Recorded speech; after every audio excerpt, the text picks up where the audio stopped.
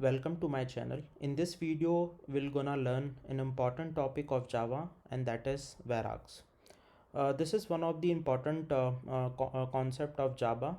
Many beginner developer won't use this as they are not aware about this concept. So let's get started.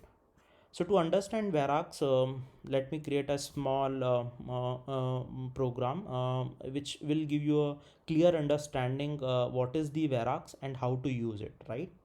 So let me create a class. This class, let's assume I wanted to perform add operation, right? So I'm creating a class called add, and this class I wanted to implement a basic method which is add method, right? And this add method is returning an integer type, and I want to take two argument here, so I can perform addition, right?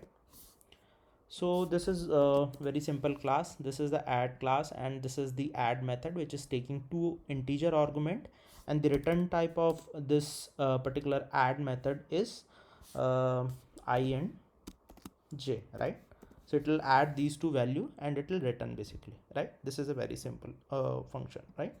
Inside my demo class, let me implement first main method. So inside this main method, I wanted to perform addition. So how I will do, I'll create a object of add class, right? And from this object, basically what I'll do, I'll try to access my add function, right? So this object dot add, right? I need to pass two arguments, right? So what finally it does, actually it basically using this reference, I am pointing to my method, and this method I am passing to integer argument, and the result of this function would be addition of these two value, right? It is very simple, right? So let me just run this function. So if you see the outcome of this function, it will be sorry, I have not printed. So let me just type system.out.println, right? And let me keep this particular statement is inside SOP, so that we can see the outcome or output in console, right? So I'll rerun this program. Yeah, so now you can see this is resulting the outcome 30, right? This is very simple function.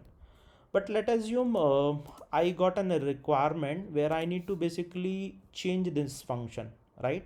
I need to pass probably three value for addition, or maybe four value for addition, and that's how again and again I need to change this function. So let assume before it was taking just two integer argument, because now my use case is to perform four integer value addition. Again I need to change the signature of this add method, and I need to extend this method, right?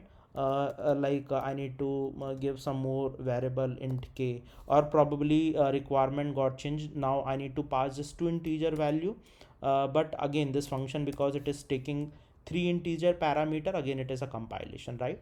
So it is a problem for me. So how to solve this problem, right? So in Java, to solve this problem, basically we have a concept of varargs. Varargs is nothing but variable arguments.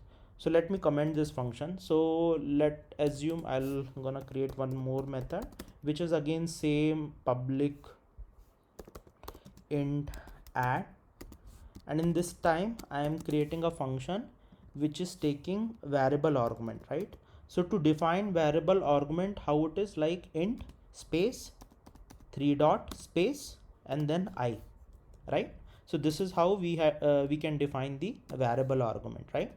So this variable argument is internally is nothing but an integer array, right? So how internally we are representing this varargs. So let assume this function probably taking three value, or maybe let assume four value, right? This four value we are passing to this varargs function or method, right?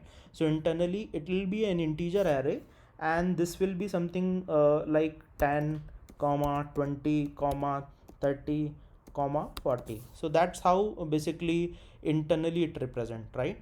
So how we will perform the addition now, because it is an integer array, right? We have to basically do the iteration. So let me I'll keep this variable name, let's assume n, right?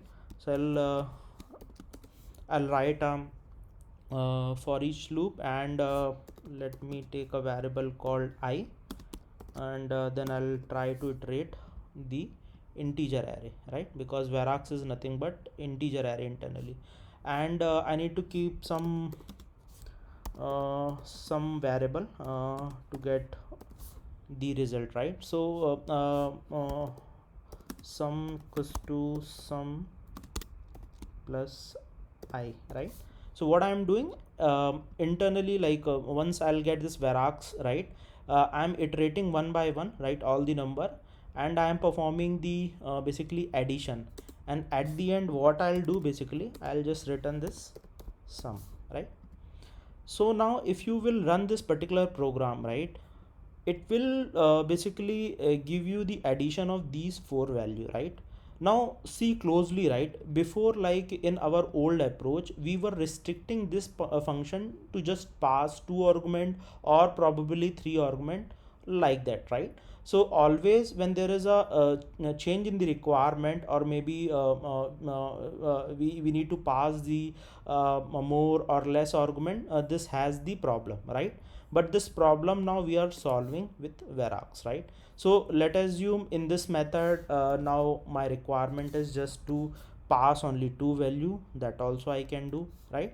And in the same function, if my requirement is to pass, let us assume 30 comma 40 comma 50 comma 60, that is also I can do, right? So it is not restricting. Now if you run this particular program, right, you will find the result, right? It is working as expected. So that is the use of varax.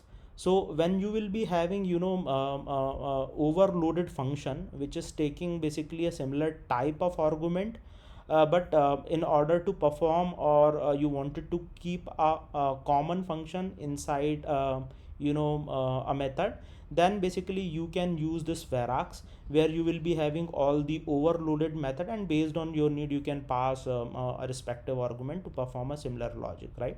So that is how we can use the varax in our application code, right? So if you like this video, please do like or subscribe, and thanks for watching.